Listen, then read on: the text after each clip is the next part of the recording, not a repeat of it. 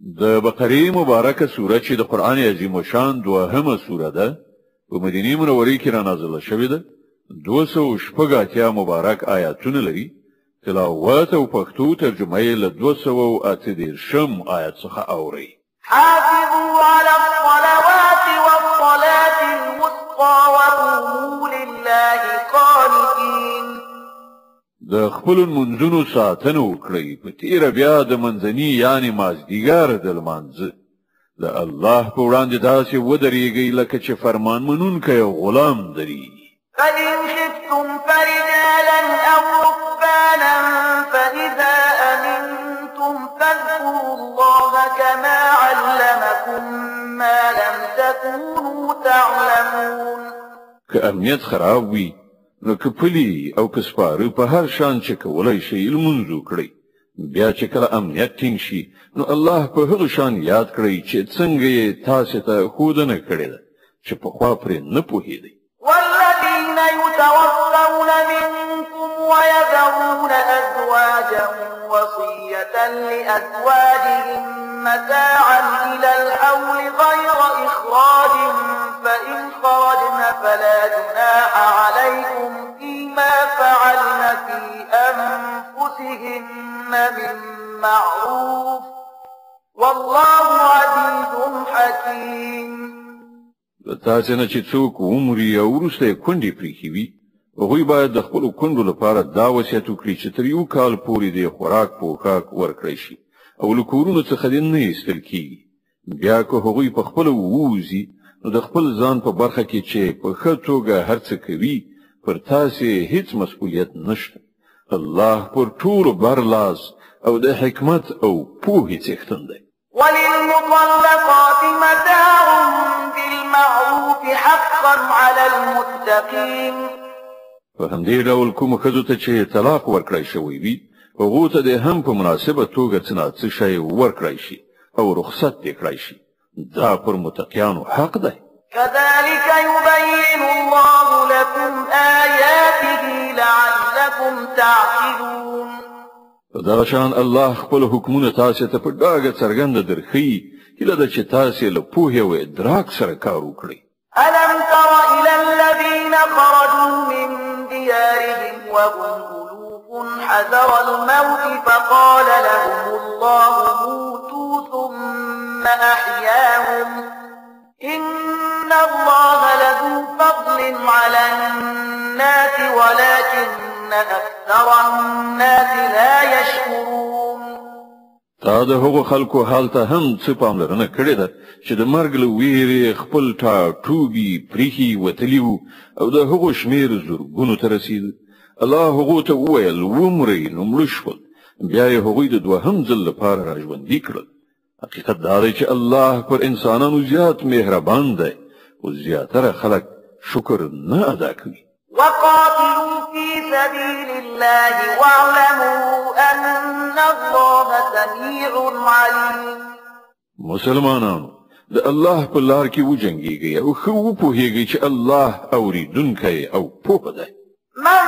ذا الذي يقرض الله قرضا حسنا فيضاعفه له أضعافا كثيرة والله يقبض ويبسط وإليه ترجعون لتاسو نه څوک دی چې الله ته قرض حسنه ورکړي تر څو چې الله د هغه پور څو چنده بیرته ورکړي کمول هم د الله په لاس کې دي او زیاتول هم او د همغه لوري ته ستاسو ورګرځېدل دي ألم تر إلى الملأ من بني إسرائيل من بعد موسى إذ قالوا لنبي له ابعث لنا ملكا نقاتل في سبيل الله قال هل عسيتم إن كتب عليكم القتال ألا تقاتلوا قال هل عسيتم إن كتب عليكم القتال ألا تقاتلوا قالوا وما لنا ألا نقاتل في سبيل الله وقد أخرجنا من ديارنا وأبنائنا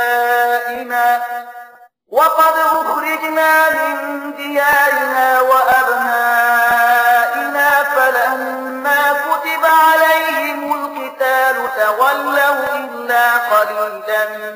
منهم والله عليم بالظالمين.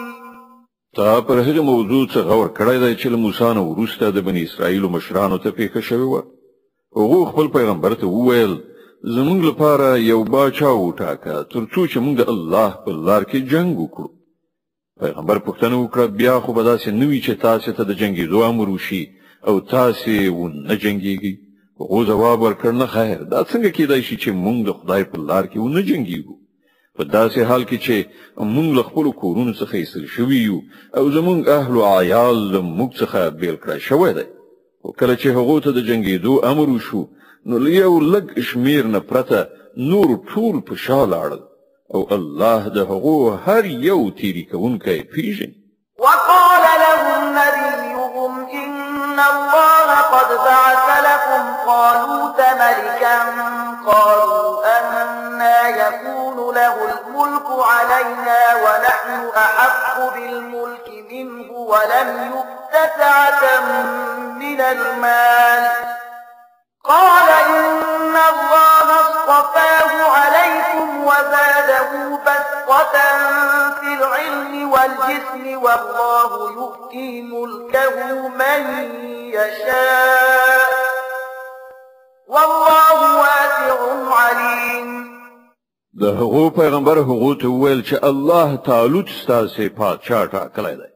د دې خبرې په اورېدو هغه ویل هغه څنګه پر مونږ باندې د پادشاه کېدو استحقاق وموند. هغه په پرتله مونږ د پادشاهۍ زیات وړي او هغه ته په مال کې پراخوالی نه دی ورکړی شوی. پیغمبر ځواب ورکړ الله پر تاسو همغه غوره کړی دی او هغه ته روحي او جسمي دواړه ډوله پراخ اهلیت وربخلی دی او الله واکمن دی چې اته چې خوښه شي خپل ملک ورکوي. خدای سره ډیره پراخي ده او هر څه باندې عالم دی. وقال لهم نبيهم إن آية ملكه أن يأتيكم التابوت فيه سكينة من ربكم وبقية مما ترك آل موسى وآل هارون تحمله الملائكة إن في ذلك لآية لكم إن كنتم مؤمنين. دې سربېره د هغو پیغمبر هغو ته دا هم وښودله چې د خدای له لوري د باچا په توګه د هغه د ټاکل کېدو نښانه دا ده چې د هغه په زمانه کې به هغه صندوق تاسو ته بیا راشي چې په هغه کې ستاسو د رب له لوري ستاسو لپاره د ډاډګیرنې وسایل چې په هغه کې د موسی د کورنۍ او د هارون د کورنۍ موروثي مقدسات دي او هغه چې پرختي راوړي. که تاسو مؤمنان یې نو دا ستاسو لپاره ډیره ستره نښانه ده. صدق الله العظیم. الله ستر رښتیا ویونکی دی.